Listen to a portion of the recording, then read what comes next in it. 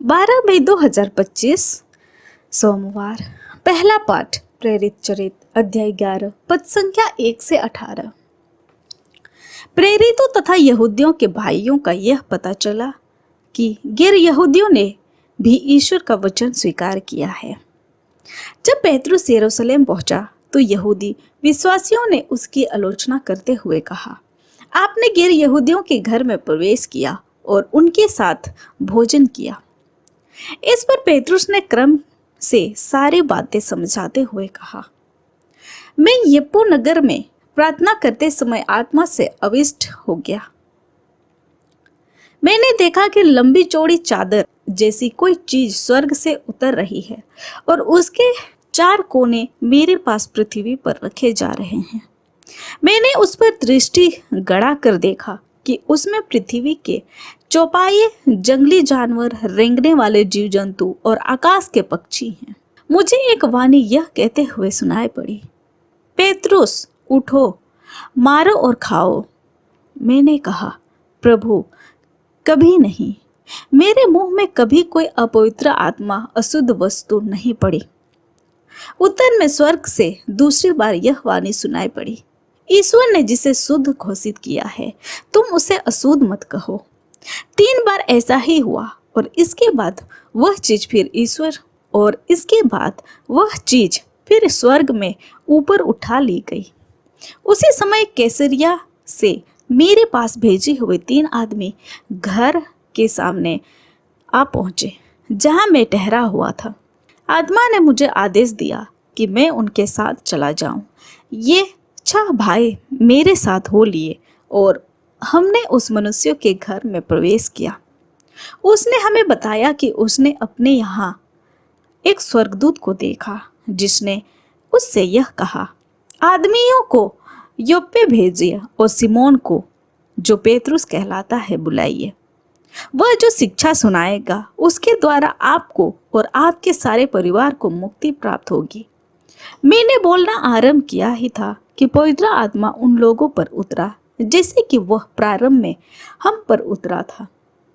उस समय मुझे प्रभु का वह कथन याद आ गया, यूहन्ना जल का बपतिस्मा देता था, परंतु तुम लोगों को पवित्र आत्मा का बपतिस्मा दिया जाएगा जब ईश्वर ने उन्हें वही वरदान दिया जो हमें प्रभु यीशु मसीह के विश्वास करने वालों को मिला है। तो मैं कौन था जो ईश्वर के विधान में बाधा डालता? ये बातें सुनकर वे शांत हो गए और यह कहते हुए ईश्वर की स्तुति करने लगे। ईश्वर ने गैर यहूदियों को भी यह वरदान दिया कि उसकी ओर अभिमुख होकर जीवन प्राप्त करें। यह प्रभु की वाणी है। ईश्वर को धन्यवाद। भजन अनुवाक्य, मेरी आत्मा जीवंत ईश्वर की प्यासी है। हे मेरे ईश्वर, हिरनी जैसे जलधारा के लिए तरसती है, मेरी आत्मा वैसे ही तेरे लिए तरसती है। मेरी आत्मा ईश्वर के जीवंत ईश्वर की प्यासी है। मैं कब जाकर ईश्वर के दर्शन कर सकूंगा? अनुवाक्य, मेरी आत्मा जीवंत ईश्वर की प्यासी है। अपनी ज्योति और अपना सत्य भेज दे, वे मुझे मार्ग दिखाए और मुझे तेरे पवित्र पर्वत तक, तेरे निवास स्थान तक पहुंचा दे। अनुवाक्य, मेरी आत्मा जीवंत ईश्वर की प्यासी है। मैं ईश्वर की वेदी के पास जाऊंगा, ईश्वर के पास जो मेरा आनंद है। मैं वीणा बजाकर अपने प्रभु ईश्वर की स्तुति करूंगा।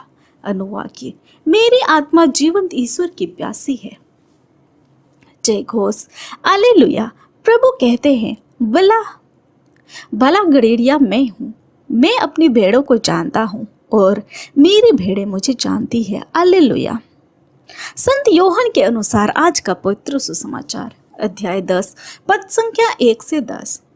यीशु ने यह कहा, मैं तुम लोगों से कह देता हूँ, जो फाटक से भेड़शाला में प्रवेश नहीं करता बल्कि दूसरे रास्ते में चढ़कर आता है, वह चोर और डाकू है। जो फाटक से प्रवेश करता है वही भेड़ों का गड़ेड़िया है और उसके लिए दरवान फाटक खोल देता है। भेड़ें उसकी आवाज पहचानती है, वह नाम ले लेकर अपने भेड़ों को बुलाता और बाहर ले जाता है। अपनी भेड़ों को बाहर निकालने के बाद वह उनके आगे आगे चलता है और वे उसके पीछे पीछे आती है, क्योंकि वे उसकी आवाज़ पहचानती है।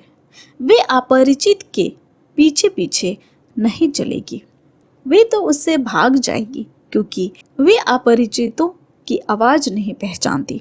यीशु ने उन्हें यह दृष्टांत सुनाया, किंतु वे नहीं समझे कि वह उनसे क्या कह रहे हैं।